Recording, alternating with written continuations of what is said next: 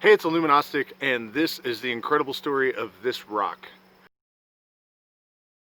which is alleged to have come to us via an alien spacecraft from the Pleiades in the desert of Taos, New Mexico in 1972. The woman from whom we received the rock was connected to a loosely affiliated group of Native American tribal and spiritual leaders from both North and South America, including this guy, Sioux Sundance Chief, Golden Light Eagle. The metal bar that he's holding in the picture is supposedly inscribed with characters from the language one of the star tribes speaks. Some of you may have seen Golden Light Eagle on the History Channel's Ancient Aliens show. Before it was all over with, it would stump 3 professors at Fort Lewis College in Durango, Colorado. It would pass chemical tests at a nearby laboratory. It would also eventually find its way into the hands of this guy.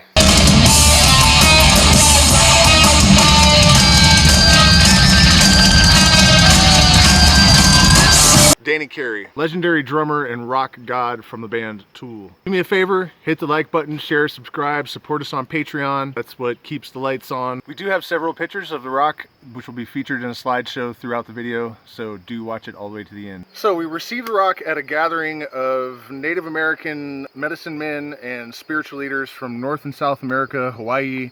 There were even like some Zen master types from Japan. Very interesting group of people. And the message was basically that their Native American tribes and other peoples from around the world, ancient peoples, had always been in contact with what they called the star tribes. Golden Light Eagle often admonishes people for calling them aliens because they're more like interdimensional beings, which certainly jives with my experience. So I've told some of these stories in some of the other videos. I'll put a card somewhere to link to that. I don't want to go into too much detail, but shortly after the ritual where the Hawaiian shaman called the wind and it actually blew, which of course got this group some sort of instant credibility in our minds, we went into the building to hear the talks. And while we were waiting for one of the talks to start, I noticed this woman out of the corner of my eye, and she looked back at me, and I noticed that she brought this box out from underneath of the table and set it on the table. And there were 5, I think, specimens of these strange stones. Rocks unlike anything I had seen before. And my first instinct was that they had to be glass. And coincidentally, the singer from my band and I, he was also present. And actually the rock that is pictured in this video is in his possession. He had been working with glass for much longer than I had. And because there are layers of stone and glass in these specimens, it wouldn't really be possible to fake. And almost as soon as I had the thought, well, these have to be glass, he said, these can't be glass.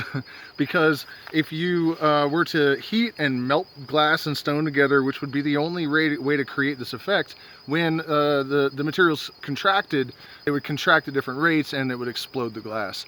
And also there are no seams, there's no glue, obviously, and later we'll see that they were chemically tested and established to absolutely, definitely not be made of glass.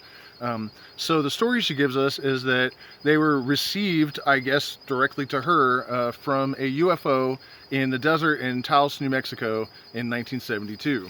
Of course, I couldn't take this story very seriously, but by the end of the weekend, I had a lot more reason to consider it at least possible, as you'll see, especially if you've been following my channel for a while. I was really fascinated with this rock because I was a rock hound, like a really serious rock hound. I was living in the mountains of Colorado, and there are a lot of gems to be found there, and I had a lot of familiarity, and I knew that there was definitely something weird about this rock. So maybe after about a week or 10 days, it occurred to me that there was a college in town and I could go and talk to the geology professors, and maybe one of them might also be a mineralogist or something, and we might get some answers, and then we could write this crazy story off. And so I went to Fort Lewis College, which is in Durango, Colorado, and I went to a couple of geology professors who both were so stumped that they didn't venture to guess. They just said, no clue what that is, take it to the head of the department, who is also a gemologist, and he is more likely to be able to identify this thing than we are. And so I took it downstairs to his office, and he said, in my 40 years, I have never seen anything even remotely like this. So what you should do is take it to Bodo Park, to this chemical laboratory, and have them test it, and they will probably be able to figure out what it is. And so I go down to Bodo Park, which was just a few miles away, and I go in, and there's a guy in a lab coat, the whole 9 yards. So he looks at the rock and he looks at me and he says, so tell me this story. And so I told him the story, and He said, this chemical will melt glass. It's a reaction. So if I have your permission, I will apply this chemical to this rock and it's gonna melt, because if it doesn't, then your story is true.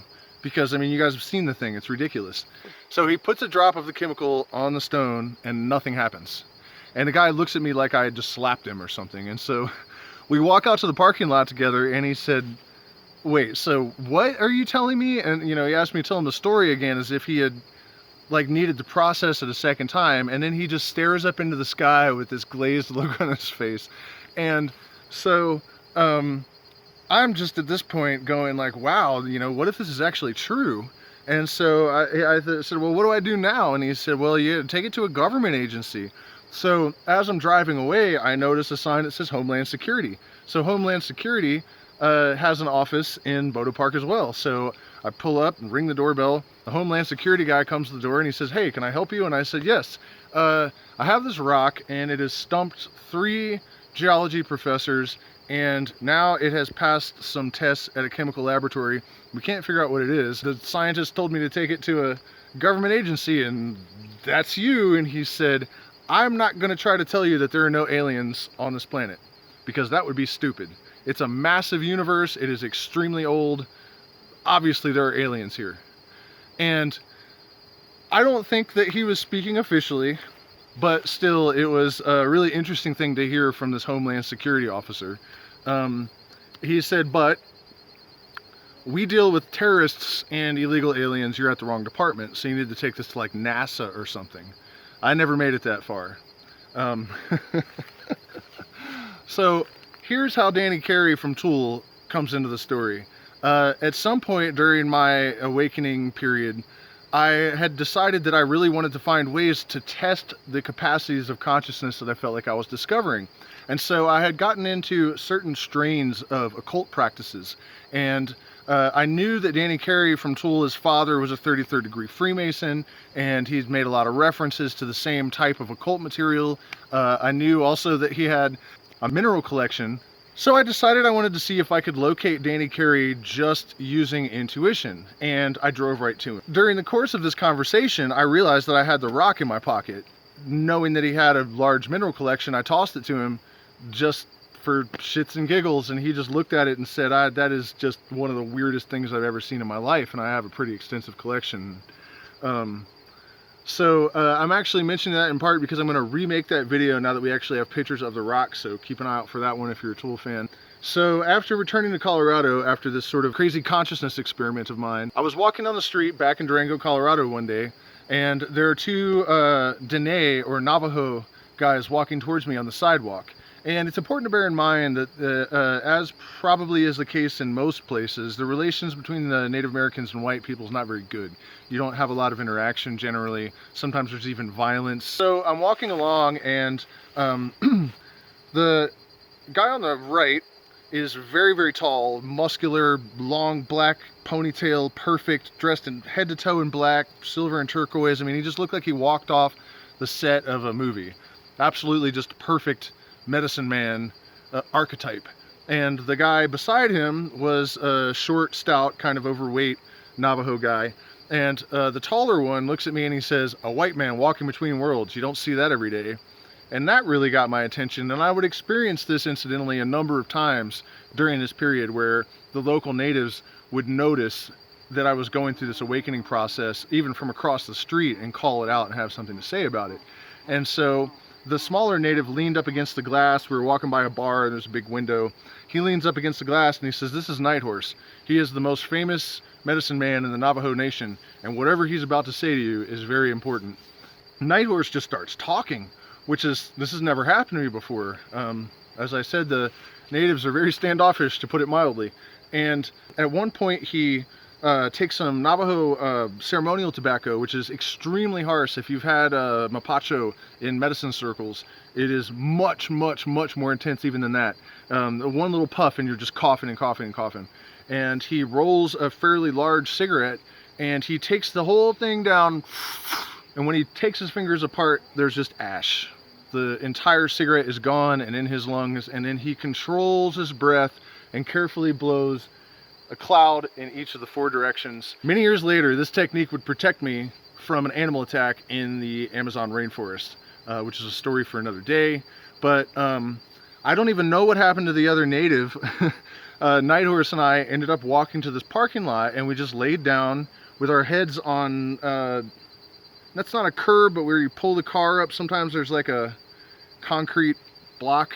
We had laid our heads on the concrete as a pillow and talked and talked. Mostly Nighthorse and I talked about the star tribes. I explained the experience with the Sioux and what they had told us, and interestingly, he started to tell me the Navajo creation myth. Part of it is that we are all star stuff, is the terminology that the Dene use. He told me, for example, that there is a way to see the beginning, the end, and why. And he told me the process to perform this ritual to see this for myself. I was sworn to secrecy, so unfortunately I can't share the technique with you. But again, coincidentally, a few days earlier, another Navajo man had told me, if a medicine man ever tells you secrets, you have to give them something. And so, as we were parting ways, I was hoping I had some of that ceremonial tobacco in my pockets, and the only thing I had was that specimen of the rock. And so I gave it to Nighthorse.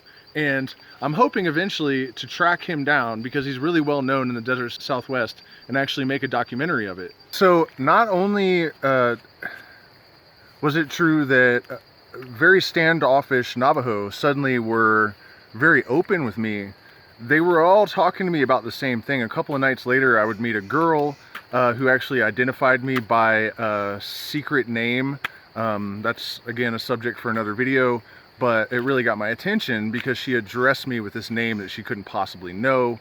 And so we went into a bar and talked, and on our way out, a Navajo elder saw her leaving with a white man, and he said something very, very angrily to her in Dene.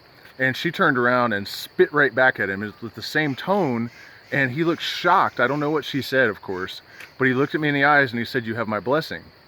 And that was another extraordinary experience. But we went back to her apartment and we just talked, and she brought up how we're made of star stuff and the whole continuity of the theme that every Navajo person that I encountered during this period would talk to me about the same subjects. The numerous experiences with indigenous people that I had throughout this time period, where they were able to see this state that I was in, did convince me that Native Americans are in touch with some level of existence that most of us have lost touch with.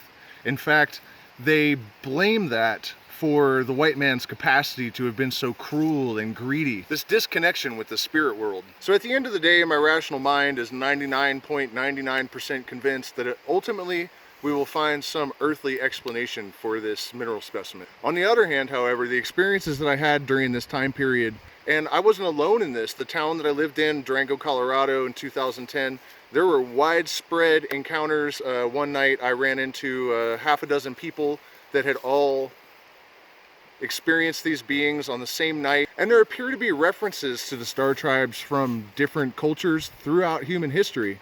I've often wondered if the secret chiefs, the starry adepts who are said to influence and guide the process of human evolution secretly and invisibly, that are referenced by people like Gregor Mathers and Aleistercrowley, are not also these same star tribe beings. I once received information about another star system that astronomers would confirm a few weeks after the fact.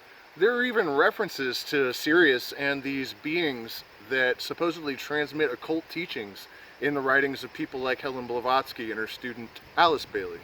Or, as Terence McKenna and Carl Jung suggested, perhaps they are just some sort of manifestation from our subconscious mind attempting to communicate with us in a time of crisis. Or perhaps a holographic representation sent to us from our future selves in order to deliver a message. I had given up on telling this story because I had no evidence, no pictures even of the rock. And then, 10 years later, a few weeks ago, I remembered that the guy who had been my best friend at the time and the singer in my band should have a specimen as well. I contacted him, he sent me those photos, and now we're at the present day. At this juncture, the The plan is to contact the one person that thinks that she absolutely knew what the rock was, in which case it's worth a ton of money according to her.